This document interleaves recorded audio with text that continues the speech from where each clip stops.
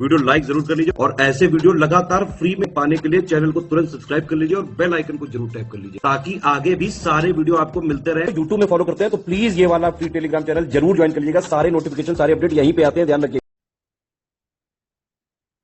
जय हिंद everyone, welcome you all to study for civil services. And आज की हमारी डेट है 20 नवंबर। 20 नवंबर के इंपॉर्टेंट आर्टिकल्स को देख लेते हैं। और सबसे पहले तो ये है हमारा पेड ग्रुप। इस पेड ग्रुप को ज्वाइन करके जितनी भी इंफॉर्मेशन आपको लेनी है सारी इंफॉर्मेशन भी आप ले सकते हैं।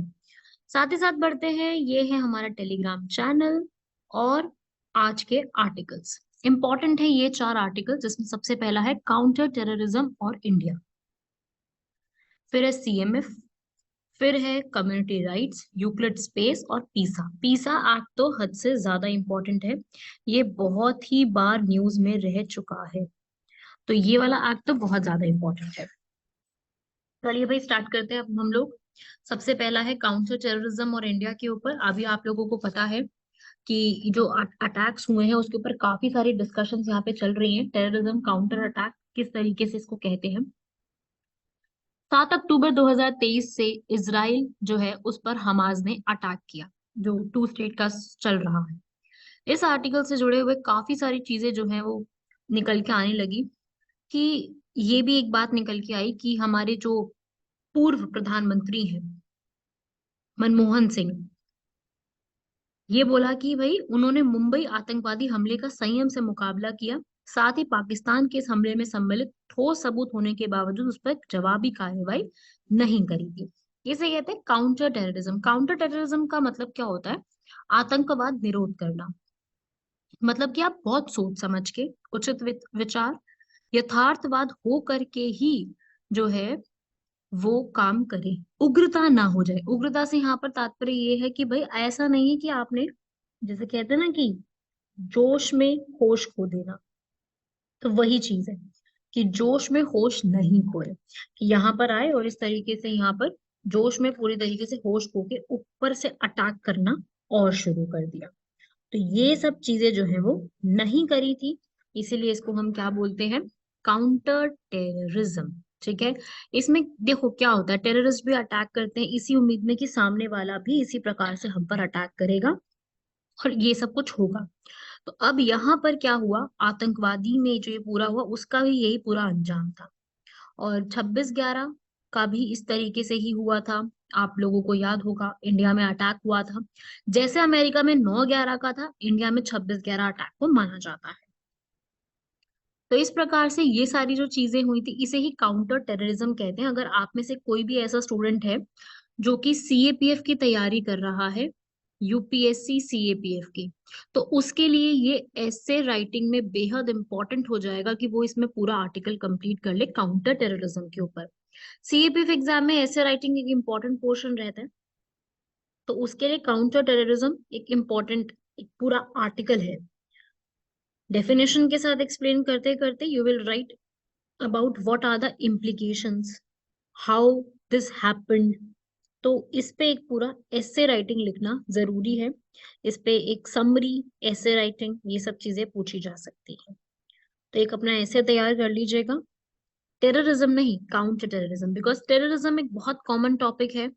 इस पे बहुत easily everyone can write, but you have to write upon the counter terrorism, क्योंकि अभी ये चीज न्यूज में चल रही है। तो counter terrorism is more important for us. अब जैसे बालाकोट की एयर स्ट्राइक्स हुई थी, है ना, अभी हाल फिलहाल में ही हुई है, जिससे हम लोगों ने ये दिखाया कि हमारी डिफेंस की कैपेबिलिटी किसी से कम नहीं है। तो डिफेंसिव माइंडसेट जो है उससे मुक्त मुक्त हो गए हम सभी लोग।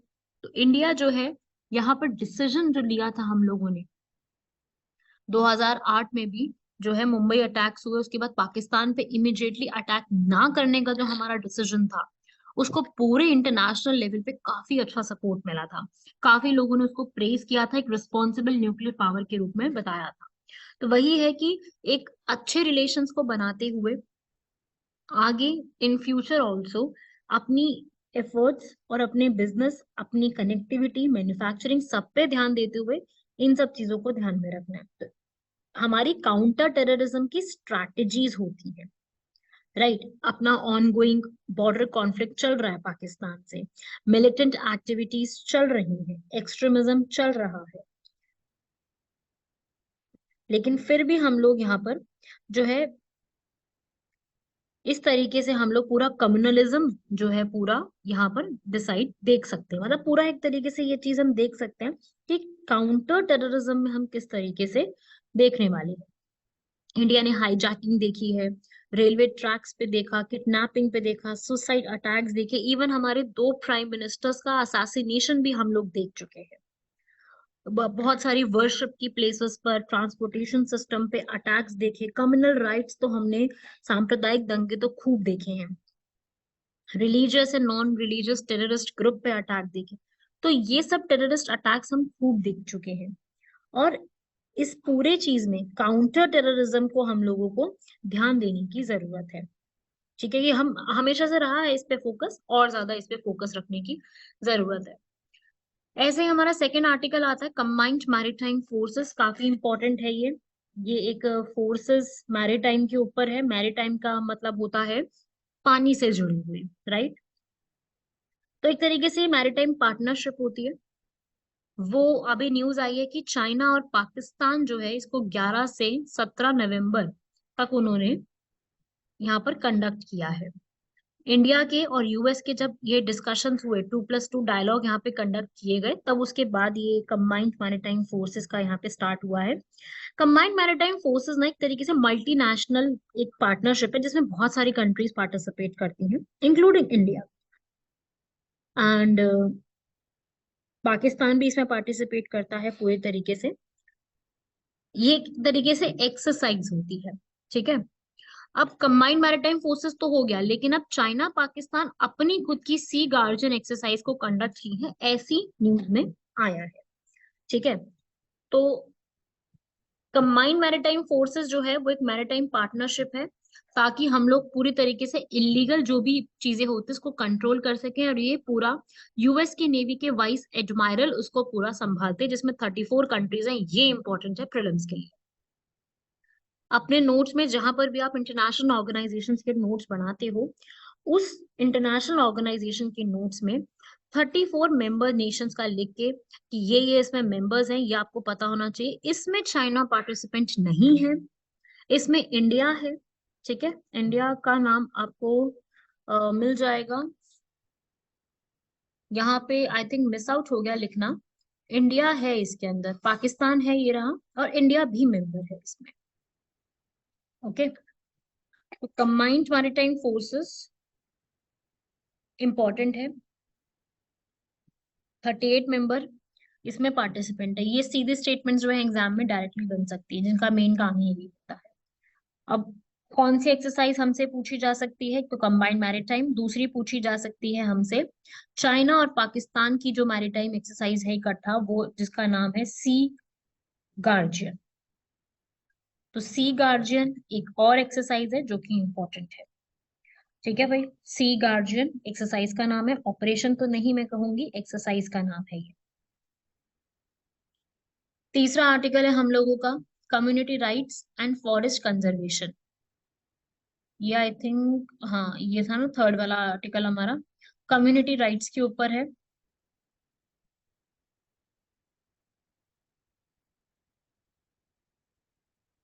अभी अभी हाल फिलहाल में रिलीज हुई है, जो कि हमारी फॉरेस्ट कंजर्वेशन अमेंडमेंट एक्ट 2023 का था। उस पर काफी कम डिस्कशन हुआ है।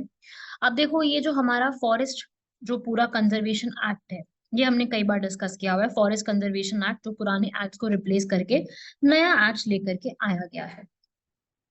तो अब फॉरेस्ट कंजर्वेशन एक्ट ये कहता है, अभी वाला, पहले की बात नहीं कर रहे, अभी वाला एक्ट ये कहता है कि सबसे पहले तो जो हमारा नॉर्थ ईस्ट इंडिया है, उन्होंने अपने ऊपर बात की है ट्राइबल राइट्स के ऊपर, बिल्कुल जायज बात है उनकी। इस एक्ट में इन्होंने यहाँ पर जो है ये बोला है कि बहुत सारे नॉर्थ ईस्ट के ऐसे रीजन हैं जो कि अनक्लासिफाइड फॉरेस्ट में आज भी काउंट किए जाते हैं।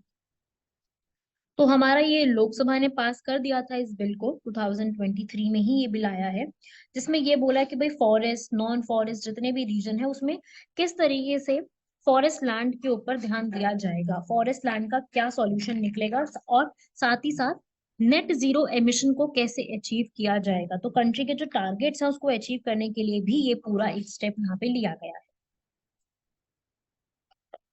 अब भारत में ऐसा नहीं केवल सिर्फ 2023 का ही लॉ है, भारत में ऑलरेडी भी लॉज पास हो चुके हैं, जैसे इंडियन फॉरेस्ट एक्ट ऑफ 1927 जो कि काफी पुराना एक एक्ट पास किया जा चुका है। फिर environment conservation act, wild life protection act 1972 तो सबसे बेहद जरूरी है। ये इसके पीछे की स्टोरी मैं बताती हूँ। 5 जून 1972 में स्टॉकहोम एक रीजन है, वहां पे एक कॉन्फ्रेंस ऑर्गेनाइज हुई थी जिसे कहते हैं स्टॉकहोम कॉन्फ्रेंस। तो स्टॉकहोम कॉन्फ्रेंस में ये डिसाइड किया गया था कि हम लोग एनवायरनमेंट को कंजर्व करने के लिए कुछ कुछ यहाँ पे सेटअप जो है वो स्टेप्स को यहाँ पे लेंगे। फिर इंडिया जब वापस आए यहाँ पर, और फिर ये डिसाइड किया गया कि हम लोग भी एक वाइल्ड लाइफ प्रोटेक्शन एक्ट करके पास करेंगे, जो कि आज तक भी चलता है। ये बहुत बड़ा एक्ट है हमारी वाइल्ड लाइफ की कंजर्वेशन के लिए, एपेक्स एक्ट है। ऐसे ही फॉरेस्ट कंजर्वेशन एक्ट 1980 इसको रिप्लेस करके दूसरा एक्ट आ चुका है। एनवायरमेंट प्रोटेक्शन एक्ट 1986 एनवायरमेंट से जुड़े हुए सारी चीजों के लिए ये आज भी एग्जिस्ट करता है। Forest policy, forest rights, biodiversity act of 2002, ये सारे एक्ट आज भी एग्जिस्ट करते हैं फॉरेस्ट लॉज के लिए।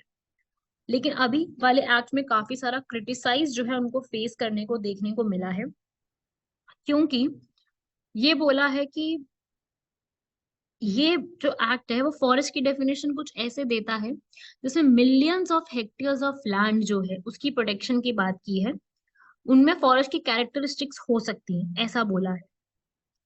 एनवायरमेंटल ऑर्गेनाइजेशन ने बोला है कि भाई इस एरिया में डीम्ड फॉरेस्ट और वहां पे वो फॉरेस्ट नहीं है तो वहां पे टूरिज्म अलाउ कर देना ये एक कंसर्न हो सकता है। तो आगे के लिए इस पे पूरा एक कॉम्प्रिहेंसिव रिसर्च वर्क तैयार करके इसको आगे प्रोसीड करना, इसी के ऊपर बात यहाँ पे की गई है। लास्ट आता है हमारा यूक्लिड स्पेस टेलीस्कोप, जो कि ईएसए मतलब कि यूरोप स्पेस एजेंसी और नासा ने मिलकर के तैयार किया। जैसे हर बार मैं आपको इसरो के बारे में कुछ ना कुछ इंपॉर्टेंट इन्फॉर्मेशन देती हूँ कि इसरो ने ऐसा किया, इसरो ने वैसा, तो ऐसे ही अब यहाँ पर जो है दो और यहाँ पे कंट्रीज की एजेंसीज हैं, यूरोप स्पेस एजेंसी और नासा, इन्होंने मिलकर यहाँ पर क्या चीज को टेलीस्कोप से इन्होंने क्या यहाँ पर चाहिए इनको, इनको डार्क मैटर की मिस्ट्रीज को सॉल्व करना है। डार्क मैटर क्या होता है? डार्क मैटर एक ऐसा पार्टिकल्स होते हैं जिसमें कोई चार्ज नहीं होता, तभी इनका नाम डार्क रखा गया। इनमें कोई लाइट एमिशन नहीं होता। मैटर है क्योंकि ये प्रॉपरली मैटर की तरह ही एग्जिस्ट करते हैं। ये बहुत सारे फंडामेंटल फोर्सेस का मिला करके बना हुआ है, स्ट्रॉन्ग वीक इलेक्ट्रोमैग्नेटिक ग्रेविटेशन को मिला के बना हुआ है। तो यूक्लिड स्पेस टेलीस्कोप आप लोग जानते हैं यूक्लिड के नाम पे बेस्ड है, और ये ईएसए का ही एक कॉस्मिक विजन प्रोग्राम है। यूक्लिड जो कि पूरी तरीके से मैथ्स में भी काफी ज्यादा जाने जाते हैं, और इन्होंने यहाँ पर 3D मैपिंग करना, स्काई के ऊपर डिस्कशन करना, डार्क यूनिवर्स के बारे में पढ़ना, तो ये सारी चीजें जो है इन्होंने डिस्कवरी की हुई है। राइट, तो छोटा सा आर्टिकल था, किसने बनाया है वो याद रखिएगा, क्योंकि ये प्रीलिम्स में या फिर वनडे एग्जाम में किसी भी तरीके से सीधा सीधा क्वेश्चन इस पे पूछा जा सकता है। ओके एवरीवन, लास्ट आर्टिकल हमारा आता है पीसा के ऊपर। ये बड़ा ही इंपॉर्टेंट है। पीसा एक्ट क्या है, इसमें क्या पढ़ना चाहिए हमें, और इसमें क्या क्या चीजें पूछी जा सकती हैं वो हम लोगों को पढ़नी जरूरी है। तो देखो भाई, पीसा एक्ट के बारे में पूरी तरीके से उड़ीसा गवर्नमेंट ने अपनी इंटेंशंस को क्लियर किया है। तो अब मैं पहले तो ये बता दूं कि पीसा एक्ट है क्या, आगे कोई ये समझ नहीं आएगा पीसा की फुल फॉर्म क्या है। तो देखिए भाई, पीसा की फुल फॉर्म है panchayat extension to scheduled areas of 1996। As you all know, panchayat हमारे कॉन्स्टिट्यूशन में पार्ट 9 में ऐड किया गया 1992 73rd अमेंडमेंट एक्ट के थ्रू। अब इसमें कई ऐसे एरिया थे जो एग्जेम्प्टेड थे, जिसमें अब कुछ भी वहां पर नहीं रखा गया था, उसको एग्जेम्प्ट करके रखा गया था। तो अब इसमें क्या किया गया, पंचायत के उस पूरे प्रोविजन को स्केड्यूल्ड एरियाज, जो 5th स्केड्यूल्ड एरियाज हैं, उसमें भी इसको एक्सटेंड कर दिया गया। तो ये है PESA, panchayat extension to scheduled areas. Right, तो इसी में ही पूरा अब एक एक्ट बनाया है जिसके अंदर ये बोला है कि जितने भी ट्राइबल कम्युनिटीज हैं वो अपने अकॉर्डिंग जो स्केड्यूल्ड एरियाज वहां पे आते हैं वहां पे रूल बना के पंचायत में एग्जिस्ट कर सकती है, नेचुरल रिसोर्सेज पे अपने राइट को ले सकती है। Local government, third tier of government democratic decentralisation को प्रमोट करते हुए अपनी ओनरशिप माइनर फॉरेस्ट प्रोड्यूस पे भी रख सकती है। मैंने इतने सारे वर्ड्स यहाँ पे यूज करे, डेमोक्रेटिक डिसेंट्रलाइजेशन वगैरह, ये सब जितनी भी मैंने आपके सामने बातें रखी है ना, ये सब इंपॉर्टेंट है एग्जाम के लिए। ऐसा नहीं कि इसको आप ऐसे ही छोड़ दोगे, इसको पूरे को पढ़ना है इसी तरीके से। ये ऐसे ही आपको लर्न करनी है चीजें, ऐसे ही इसमें से क्वेश्चंस बनते हैं। ठीक है भाई, इसमें ये भी बात थी कि पंचायत जो 6 शेड्यूल में एरियाज है उनके लिए भी प्रॉपर होना चाहिए, बट फिलहाल के लिए उड़ीसा ने इसके ऊपर अपने हिसाब से पूरा इसको डिस्कार्ड, पूरी तरीके से बनाने के लिए अपना रूल्स जो है वो यहाँ पर सेटअप किए हैं। बढ़ते हैं आज हम अपने नॉर्थ सी के क्वेश्चन के ऊपर, क्योंकि नॉर्थ सी बड़ा न्यूज में चल रहा था, इसलिए इसके ऊपर एक क्वेश्चन भी रखा है। क्वेश्चन तो हमेशा ही सॉल्व करने हैं, whatever it takes, you have to solve the questions. North Sea, now North Sea Great Britain, Denmark, Norway, Germany, उसके बीच में लाई करता है। ठीक है, तो फर्स्ट स्टेटमेंट में जो यहाँ पे लिखा हुआ है, England, Scotland, Norway, Denmark, Germany, ये सब के बीच में लाई करता है ये। ठीक है भाई, तो सही लिखिए first statement, North Sea England, Scotland, Norway, Denmark, Germany, इनके बीच में लाई करता है। ये असल में अटलांटिक ओशन जो इस तरफ है और इस तरफ जो इंग्लिश चैनल है, इसके बीच में लाई करता है। अच्छा खासा इसकी किलोमीटर्स है, और लेंथ करीब करीब इसकी 960 किलोमीटर्स है, 960। ठीक है, 200 मीटर्स की इसकी करीब करीब डेप्थ है। ठीक है, ये भी ठीक लिखा हुआ है।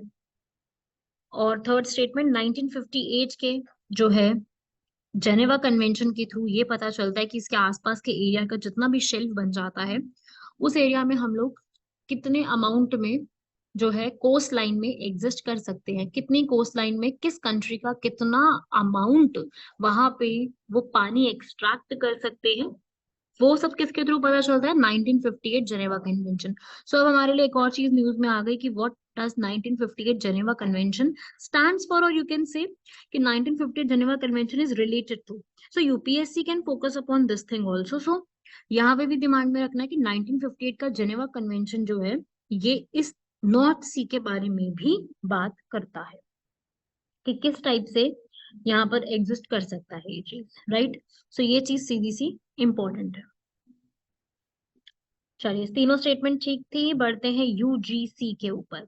यूजीसी यूनिवर्सिटी ड्राफ्ट्स कमीशन कहते हैं उसको, तो इसको भी हम लोग एक बार देख लेते हैं। ये ऑलमोस्ट, वैसे तो इसमें ये है कि भाई यूजीसी ने अभी एक ड्राफ्ट तैयार किया, recognition and grant of equivalence of qualifications के ऊपर, जिसमें ये बताया कि हम लोग किस तरीके से इंटरनेशनल यूनिवर्सिटीज के साथ भी कोलैबोरेट कर सकते हैं। सेकंड स्टेटमेंट में मिस्टेक है यहाँ पर, क्योंकि जो भी यहाँ पर जो पूरी इंफॉर्मेशन और सारी जो आपको डिग्री दी जाएगी वो तभी दी जाएगी जब हम यहाँ पर जो भी डिग्री लेंगे, क्वालिफिकेशन दोनों के साथ मिलते हुए होनी चाहिए।